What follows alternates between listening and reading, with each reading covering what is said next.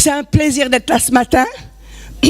Hier, nous étions là pour la conférence des femmes, pour rentrer dans la destinée. Et c'est toujours, Seigneur, qu'est-ce que tu veux dire à ton peuple? Et hier, vraiment, le Seigneur me disait, peur, tolérer, foi. Dis-le, peur, tolérer, foi. Foi contaminée. C'est vrai que plus ça va, plus nous avançons, plus nous voyons que l'ennemi veut ôter cette royauté de Jésus, cette valeur inestimable, ce trésor du ciel. Le monde veut faire sans Dieu. Le monde veut faire sans les lois de Dieu. Le monde veut plus avoir aucun cadre. Et le monde veut aller à volo comme il veut. Mais pour ceux qui restent fidèles au Seigneur, pour ceux qui observent ses commandements, ce matin, il y a des promesses dans ce lieu. Il y a des promesses de résurrection, des résurrections dans votre santé, des résurrections dans vos attentes, des résurrections au sein de vos familles, des résurrections. Il veut ressusciter en vous l'espoir, la confiance et la foi ce matin. Il y a un mois de février de cela, je rentrais en urgence à l'hôpital. Et le verdict a été sonné comme ça. Je suis partie vraiment en ambulance, je suis partie. Et on m'a dit le verdict que j'avais un gros problème. Je faisais une péritondite aiguë. Et donc toute l'infection s'était contaminée dans mon corps. J'avais attendu 3 jours. Et alors j'avais 41 dixièmes pendant 3 jours. J'avais lutté, mais le soir il a fallu m'hospitaliser. Et voilà que le verdict tombe et le chirurgien me dit on va vous mettre une poche parce que vous êtes tellement contaminé, on ne sait pas ce qu'on va pouvoir faire. Et là la peur était là. Mais j'ai pas laissé la peur. Je voulais pas que la peur contamine ma foi que j'avais en celui qui peut tout. Nos destins sont entre ses mains. C'est vrai que nos destinées sont à lui, en lui. Et alors que j'étais là sur la table, alors que j'allais passer dans cette opération, j'ai entendu que dans le couloir d'à côté, il y avait un chirurgien chrétien qui était à côté. Et j'ai dit à celui qui devait m'opérer, dites à cet homme que je suis là. Dieu place toujours des choses. Dieu place des événements, place des personnes, place dans les situations où tu sens que tout est perdu. Ou là que tu sens que tout va passer à côté. Et le matin, quand je me suis réveillée, j'ai mis la main sur mon ventre et je voyais que là, il n'y avait pas de poche et que j'étais complètement rétablie. Alors que je passais une contre-visite récemment, le jeune chirurgien m'a dit, j'étais persuadé que vous alliez revenir, que vous étiez dans un état tellement critique. Mais il avait oublié que le Seigneur a fait une alliance avec son peuple. Le Seigneur a fait une alliance avec toi, avec moi. Et que quoi que disent les médecins, nous avons besoin de passer entre leurs mains quelquefois. Mais le diagnostic ne fait pas le résultat. C'est le Seigneur qui a tout entre ses mains. Et ce matin, je suis là pour vous dire que il n'a pas changé d'avis. Il veut bénir ton cœur, ton âme, ton corps, ton esprit. J'ai une foi, parce que j'ai empêché la peur d'être toléré dans ma vie. Je veux pas que ma foi soit contaminée. Je vais passer par des choses très difficiles. Pour ceux qui connaissent mon témoignage, ma vie n'a pas été un long fleuve tranquille. Ça serait vous mentir. Mais alors que j'étais dans la tourmente, alors que j'ai vécu des choses tellement difficiles pour une femme à accepter, je m'accrochais à celui qui a dit « Je serai avec toi tous les jours jusqu'à la fin du monde ». Oh, je vous lirai, ça va être un peu décousu ce matin, mais je vais vous parler avec mon cœur. Vous avez des bons pasteurs qui sont là, avec point numéro 1, point numéro 2, point numéro 3. Mais moi, je vais tout vous dire en l'espace de quelques minutes. Je voudrais tellement que votre foi soit à nouveau la foi, ayez foi en Dieu, je vous ai dit hier, dans ce texte que Jésus disait. Jésus dit à ses disciples, ayez foi dans mon Père, ayez foi en Dieu. La foi, ça déplace des montagnes. La foi fait que les verdicts peuvent être changés. La foi fait que ton mariage peut être réconcilié. La foi en Dieu, avec les actes qui vont suivre cette foi. Parce que si tu as la foi mais que tu pratiques toujours les œuvres des ténèbres, je ne sais pas le résultat. Mais si tu t'appliques à vivre selon le cœur de Dieu, Dieu est lié par sa parole à cause du sang de Jésus. À cause du sang de Jésus. Et je lisais, j'ai mis le thème à mon message, l'adversité n'arrête pas la bénédiction. L'adversité n'arrête pas la bénédiction. Il nous est dit que Isaac, je vais vous parler, Isaac dans le livre de Genèse, il nous est parlé que Isaac vivait une famine, comme au temps de son père Abraham. Et Dieu lui dit, va, pars, reste pas ici, va pas en Égypte, va chez Abimelech, va, change de direction, va chez ce roi des Philistins. Vous allez dire, mais c'est incroyable, c'est Dieu qui lui dit. Je voudrais te dire ce matin, tu te sens peut-être étranger sur cette terre, tu es peut-être placé ici parmi les Philistins, là où tu es, dans ta famille entourée, mais Dieu est avec toi. Et sa parole agira même en lieu où l'adversité est là. Parce que tu es la prunelle de ses yeux, parce qu'il veille sur sa parole pour l'accomplir. Et alors qu'Isaac arrive, il avait quelques semences en lui, il nous a dit. Il a semé les quelques semences qu'il avait. Il aurait pu dire, c'est ça, je suis arrivé, je suis pas dans un endroit que j'aime, je suis parti. Non, le peu qu'il a, il le sème.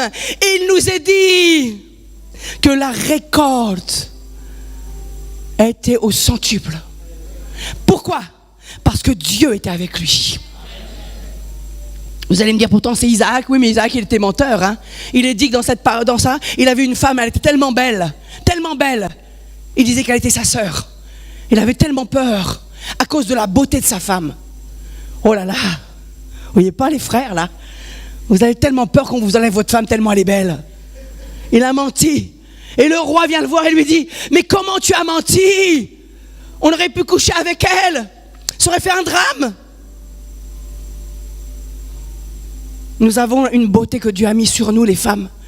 Quand nous sommes au Seigneur, une beauté intérieure qui se voit sur l'extérieur.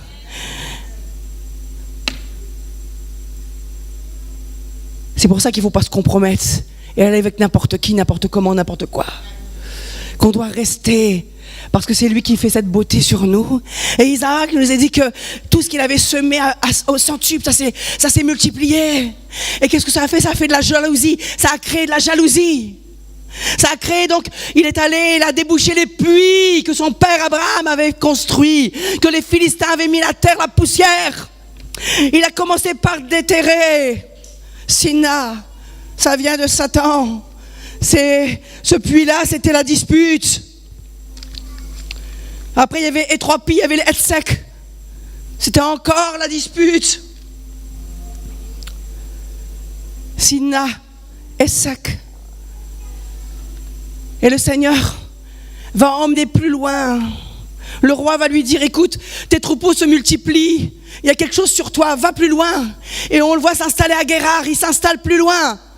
Et là, il débouche un 3e puits qui s'appelle Rehoboth. Rehoboth. Le Seigneur me met au large. Le Seigneur étend mes limites. Le Seigneur me met au loin pour que je prospère.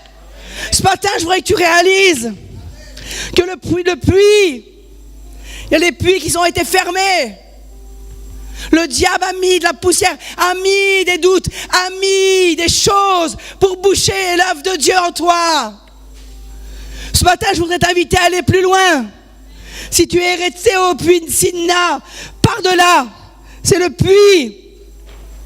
Accusation, inimitié. Pars de là. Pars de là. Après, tu t'es peut-être mis au puits qui s'appelait Etsek. Pars de là. Et arrive au large, au puits qui s'appelle Rehoboth. Je t'ai mis au large. L'Éternel nous a maintenant mis au large et nous prospérons dans le pays. Et Rehoboth signifie mettre au large, mais aussi étendre, ouvrir, sauver, augmenter. Ce matin, le Seigneur voudrait te dire, je veux que ta vie augmente en ma présence. Je voudrais que ta vie augmente dans ma connaissance. Je voudrais que ta vie augmente dans ma confiance en ma parole. Je voudrais tellement que tu viennes plus loin. L'ennemi était jaloux. Il nous a dit que les hommes d'Abimelech étaient tellement jaloux parce que tout ce que faisait Isaac prospérait. Pourquoi? Parce que l'Éternel était avec lui. Parce que l'Éternel était avec lui. Mais bien aimé, peut-être que tu passes par une sécheresse. J'ai eu des sécheresses à traverser tout au long de ma vie. J'ai eu des choses que je n'ai pas compris à traverser au long de ma vie, pourtant engagée avec le Seigneur. Mais j'ai toujours été là, où il y avait un puits, où je pouvais me mettre au large, où je pouvais recevoir de nouvelles directions, de nouvelles instructions, des nouveaux conseils du Seigneur. Oh, ce matin, ne reste pas à Sina, ne reste pas à ce puits où il y a vraiment l'animosité, où il y a les choses qui t'empêchent d'être dans la joie, dans l'accusation. C'est le diable qui nous accuse tout le temps. Mais va jusqu'à Rehoboth. Va jusqu'à Rehoboth. Va. Oh, Rehoboth. Là où le Seigneur te place, dans cette communauté, alors que tu viens le dimanche, viens et commence à prospérer dans ta vie, dans ta communion avec ton Dieu, dans ton amour pour ton Dieu, dans ta proximité avec le peuple de Dieu. Commence, sors de la dispute, de l'animosité, sors du puits de Sina, où c'est que ça amène des querelles de Essek, où c'est que ça amène que la division, et viens à Rehoboth. Mais bien aimé, il nous a dit qu'après, le roi lui a dit, pars à Guérard, va t'installer loin, parce qu'on est jaloux de toi, le peuple est jaloux de toi, mais on est venu attester, et il y a un dernier puits qui va être fait, le puits du serment. Parce qu'il voit, le peuple voit, le roi voit, les hommes du roi voient que la bénédiction de Dieu ne peut pas s'attacher, ne peut pas s'arrêter. Parce qu'elle appartient à son peuple. Ce matin, peuple de Dieu, tu es un peuple élu, un peuple béni. Si à nouveau tu te mets dans ce Rehoboth, tu débouches ce puits. Et tu dis, je veux que la bénédiction passe par moi. Je veux que la guérison passe par moi. Je veux que la réconciliation passe par moi. Oh! Oh! Oh! Oh! Oh! Oh! Oh! Isaac, c'était un temps de famine. Même dans la famine, Dieu révèle à son peuple qu'il y a une solution. Allez, sors de là et va t'installer là où je te dis. Ce matin, le Seigneur te dit, il y a peut-être la disette, le chômage, les choses que tu ne gères pas aujourd'hui. Mais commence à dire, Seigneur, je me lève, je vais dans ta maison et je vais recevoir la direction. Et Rehoboth va être ouvert pour ma vie. Oh, tu vas me mettre large. Même les ennemis vont voir que c'est un miracle sur ma vie. Vous le lirez tout cela dans Genèse 26, vous allez voir tout ce que Dieu dit, que même le roi vient et dit, je veux faire un serment avec toi, Isaac, parce que je sais que tu es béni. Même les gens du monde vont vouloir ce que tu as. Moi, j'ai ma banquière, j'ai mes amis extérieurs qui ne sont pas au Seigneur. Ils viennent, ils savent tous que j'ai un Rehoboth. Ils ont vu par quoi je suis passé. Ils ont vu par quoi je suis passé. Par les traumatismes que j'ai eu, les maladies qui ont pu toucher. Mais ils ont vu le résultat. Que sans cesse le Seigneur m'a secouru. Pas moi, j'ai aucun mérite. Le Seigneur. Le Seigneur. C'est pour ça que j'aime bénir son nom avant de prêcher. Parce que toute la gloire revient à lui, mais à lui seul. Nous, on n'est que des canaux. On est des puits. Oh, il m'a dit, mets-toi au large, Sylvie. Arrête le puits de Sina, des accusations de l'ennemi, de la sécheresse, et va à Rehoboth. Oh, où j'ai placé ma bénédiction pour qu'elle coule en toi. Oh, Isaac, dans cette famine, il a obéi. Il n'a pas négocié avec Dieu en disant, mais tu vois pas, c'est en terrain étranger, ceci, cela. Il s'installe à Guérard, et là tout prospère, tout prospère. Tout prospère. Jusque le roi lui dit, je veux un serment parce qu'on t'a pas fait de mal, Isaac. On t'a pas tué, on t'a laissé en vie. Alors surtout, reste en accord avec nous. Vous allez voir le peuple, vous allez voir les gens du monde, ils vont vouloir votre bénédiction. Ils vont pas être fâchés avec vous, ils veulent pas, parce que ils savent qu'en vous, il y a la puissance de la résurrection. Le monde sait qu'en nous, il y a la puissance de guérison. Ils savent pour certains qu'en nous, il y a la puissance de réhabilitation, parce que c'est Dieu qui l'a mis en nous. Oh, mes bien-aimés, merci chérie. Oh, les bien-aimés, j'aime tellement la parole du Seigneur. Elle est oui, amen. C'est tellement dur de prêcher, parce que c'est tellement complet, c'est tellement riche de nourriture. Et hier, je vous parlais de Jéabed, cet homme qui était né dans la douleur. Sa mère l'avait appelé douleur. Et sa prière qu'il a montée vers le Seigneur.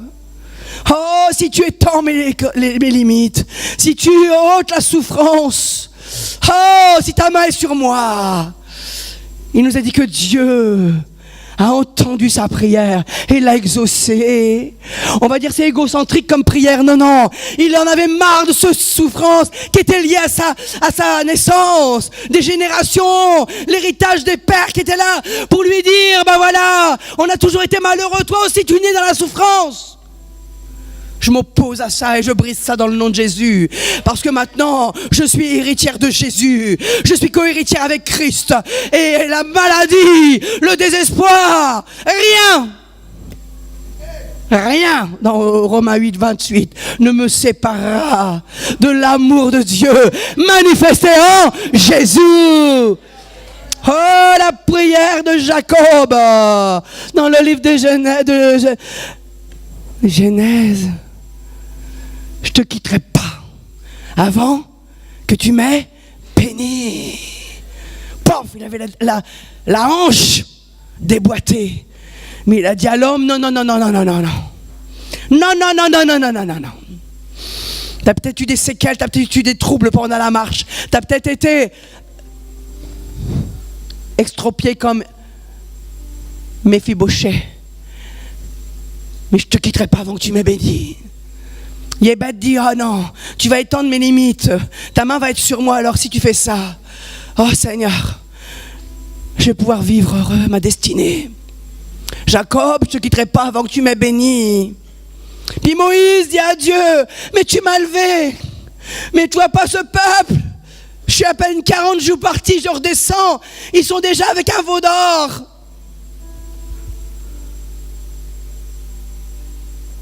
Le Seigneur lui dit, je serai avec toi. Et qu'est-ce que dit Moïse? Si tu ne viens pas toi-même avec moi, j'irai pas. Oui, il est comme nous, il a la même nature que nous, Moïse. Mais Dieu lui dit, je serai moi-même avec toi. Je marcherai. Oh Seigneur, fais-moi voir ta gloire. Le Seigneur lui dit, non, on ne peut pas me voir et puis mourir. Et ne pas mourir. Mais je vais faire passer ma bonté sur toi. Ce matin, le Seigneur m'avait dit ce message pour vous. Il veut faire passer sa bonté sur vous. Il veut faire passer sa bonté sur vous. Le peuple de Dieu se torture tout le temps pour être tout le temps parfait. C'est sa perfection, c'est sa grâce sur nous qui fait qu'on devient parfait en lui. Sinon tu vas devenir frustré, puis tu vas frustrer les autres. Plus tu vas t'approcher du Seigneur, plus tu vas être mis au large.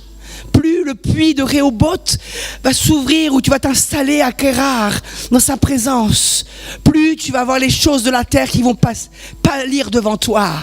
Et plus tu vas aspirer à le connaître, lui, le seul vrai Dieu. Plus tu vas être en lui, avec lui et pour lui. Plus tu vas vouloir que ta vie ait un sens pour lui. Pour lui. Et hier, je disais aux femmes, j'ai été pécheresse. Je me suis fait baptiser pécheresse sèche, je suis sortie pécheresse mouillée.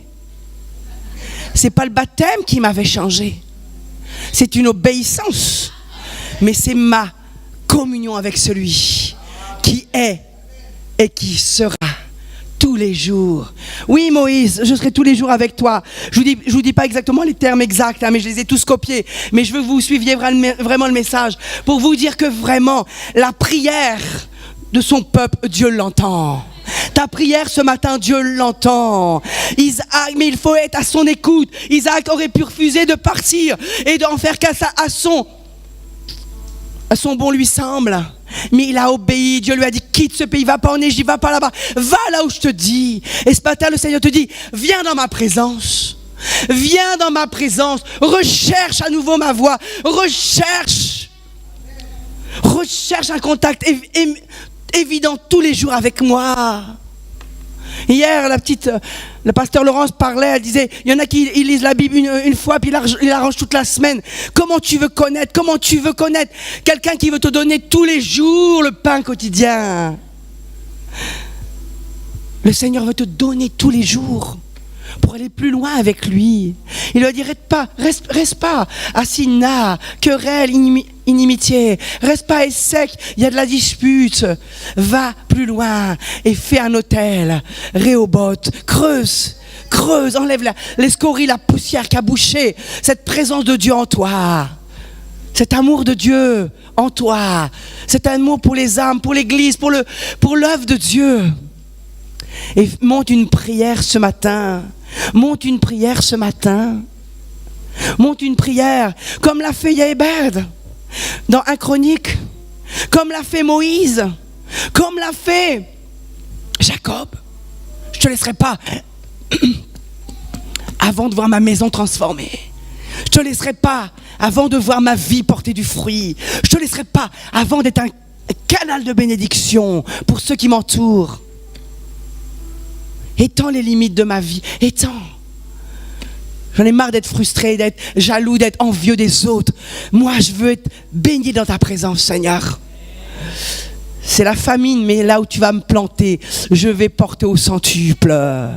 Dis à ton voisin, je vais porter au centuple. Je vais porter au centuple. Dis-le à ton voisin avec foi, je vais porter au centuple. Le peu que j'ai, je vais porter au centuple. Pourquoi? Parce que Dieu est avec moi. Dieu est avec. Dieu est avec. Qui sera contre eux? Oh! La prière de Yahébed, ça fait un peu égocentrique quand tu la lis. Mais non, il en avait marre d'avoir le joug de la famille, le joug de la souffrance. Il en a eu marre, ras-le-bol. Ras-le-bol qu'on m'appelle le fils de un tel qui échoue dans tout ce qu'a fait. Je veux que tu étendes les limites de ma vie. Je veux que ta main soit sur moi. Oh! Même Jacob, il a lutté avec Dieu. Mais il disait, je ne veux pas te quitter avant que tu m'aies béni. Et même Moïse, pourtant dans le buisson, il avait entendu la voix de Dieu. Mais il voulait plus que ça encore. Il voulait la certitude que Dieu sera avec lui du départ jusqu'à l'arrivée. Et ce matin, il te le donne, cette sécurité. Je serai avec toi tous les jours jusqu'à la fin du... Oh là là là là, vous êtes convaincus là? Oh là là, je serai avec vous jusqu'à la fin du... Oh ya ya shakara sandalia. Peuple de Dieu, de nos gens sur Oise. La foi, c'est ce qui disparaît beaucoup dans le cœur des gens. Les gens font de l'automatisme, ils viennent au culte, ils viennent comme je vous disais hier, c'est l'option, où on est chrétien, alors on n'a pas le droit de pécher. On a juste le droit de donner la dîme, les offrandes. Pas le droit d'être beau, rien. C'est pas ça. La plénitude de Dieu te rend magnifique. La plénitude de Dieu te rend joyeux. La plénitude de Dieu, mais il faut que ça soit en toi. Sinon tu vas vivre dans la frustration et les frustrés frustrent les autres. Oh oh! Moi je veux vivre dans la grâce de Dieu. Je veux que la main de Dieu soit sur moi. Je veux que le puits de la restauration, Rehoboth, c'est pour moi. Je veux être mis au large. Parce que je veux que la bonne main de Dieu soit sur moi. J'en ai marre de la main, de mon nom, de ma nature, qui disait souffrance, malheur, échec. Je veux que Seigneur, tu étendes ces limites et que tu me mettes dans le puits de cette grâce. Ou que même s'il y a la famille autour de moi, moi je prospère. Même s'il y a du chômage, moi j'ai un travail. Même s'il n'y a pas de mariage, moi je me marie. même s'il n'y a pas d'enfant. Vous savez, je suis allé prêcher il y a quelques années, j'ai pas présenté, j'ai la sœur Lucienne qui m'accompagne depuis 25 ans, maintenant, avec mon couple Denise et Marcel. Ils peuvent dire mon témoignage, ils peuvent dire ce que je passe, si c'est vrai ou faux. Et alors j'étais dans une église dans la région parisienne, je dis à une dame, tu vas enfanter des jumeaux, tu es enceinte. Elle a mal pris parce qu'elle a dit, non, je ne peux pas avoir d'enfant. Et elle n'était pas contente, et je suis passée quelques années après. Et le pasteur m'a fait la surprise. Il m'a dit, il y a une bénédiction pour toi ce matin.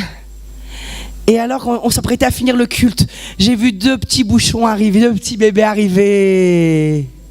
Oh, croyez-vous qu'on y est pour quelque chose? Non, c'est lui qui fait ça. C'est lui qui confirme sa parole. C'est lui qui confirme sa parole et qui nous met au large. Ha ha ha. Oh, oh, oh. Isaac était dans la famine et pourtant c'était le fils d'Abraham. Peut-être que tu passes par des choses difficiles et pourtant tu es fils du Seigneur. Mais plante le peu que tu as. Plante ce grain de foi. Plante. Oh, plante. Et que ta vie de prière soit renouvelée. Plante dans la lecture de la parole de Dieu.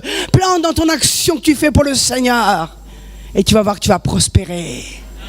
Et après être passé au puits de la discorde de l'imitié, Sina, après être passé au puits de Essek qui n'apporte rien, tu vas être planté, tu vas être aéré au bord. Tu vas être mis au large. Sois béni, peuple de Dieu de nos Nogent-sur-Oise. Sois béni, peuple de Dieu. Il t'aime tellement. Il t'aime tellement. Il t'aime tellement. Je voudrais que ce matin, alors qu'on va adorer le Seigneur, avant de redonner le micro au pasteur de l'église,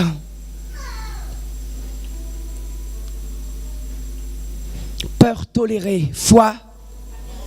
Peur tolérée, foi. Peur tolérée, foi. Seigneur, j'ai peur, je prie, comme disait la petite hier. La déception est là, je comprends pas. J'ai plus envie de prier, quand je prie, ça exauce pas. Ça exauce pas. Plante. C'est lui qui va faire lever. Plante. Tu as le droit d'avoir été déçu. Tu as le droit de ne pas avoir compris certaines actions alors que tu es à Dieu, en Dieu. Mais Dieu n'a pas dit son dernier mot. Dieu n'a pas dit son dernier mot. Dieu n'a pas dit son dernier mot. Dieu n'a pas dit son dernier mot. Il avait dit à Abraham, je te bénirai, je te multiplierai. Oh, Abraham est mort. Mais Isaac, Dieu se révèle à Isaac, lui dit, je te dis la même chose que j'ai dit à ton père, parce que ton père a été fidèle. Oh, oh, oh. Oh, oh. Isaac aurait pu être déçu disant papa il est mort maintenant, ça y est. La bénédiction, elle continue quand toi-même tu es ouvert à obéir au Seigneur et à croire qu'il va faire quelque chose pour ta vie, pour ta famille, pour ton entourage. Lucienne, pendant qu'elle était dans mon ministère, a été atteinte d'un cancer. Et alors qu'on l'a menacée, qu'on l'a voulu, elle a cru. Chaque cas est différent, hein, je ne voudrais pas dire. Elle a été contre les médecins en disant j'arrête tout traitement parce que je sais que le Seigneur m'a guéri. Elle avait reçu un réma de Dieu. Je dis bien, faut être sage. Des fois, on a besoin des médecins, lui qui était médecin dans la parole. Mais elle a refusé. Et des années après, un rond rouge est revenu sur son sein, qui est venu la peur tolérée, la foi contaminée. Je lui ai dit, oui, tu vois, on témoigne toujours de ta guérison, mais on n'a pas de preuve médicale. Et quelque part, je crois que Dieu veut que tu aies une preuve médicale. Elle est allée passer 2 échographies. Aucune trace d'un cancer évident. Et il y a plus de 11 ans. 2004, oh 2004, elle a fêté cette année les 50 ans de mariage avec son mari.